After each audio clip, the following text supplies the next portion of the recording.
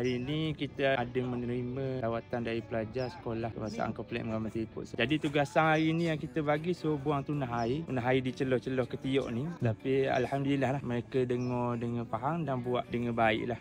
Dan dia baiki mana yang kita suruh baiki, dan kita suruh dia betul balik pokok mana yang balik macam ni.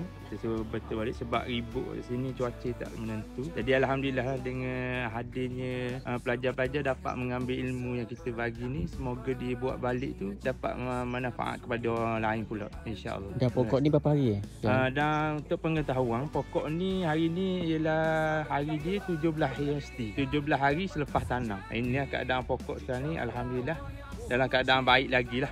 Walaupun ada yang kena buang, ada yang kena. Kalau awal kita sulak yang baru. Itu sajalah. Terima kasih. Pengurusi JPK sekolah.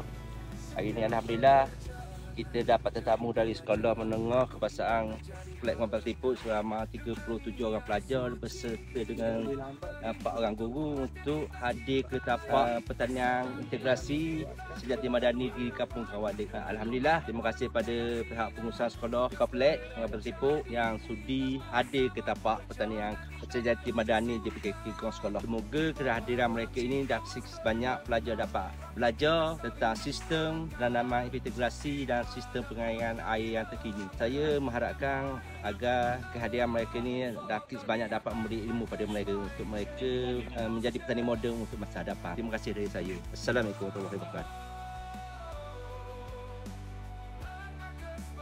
Ada PWA semua sebagainya. Kalau wak-wak Sejati di jalan dakwah.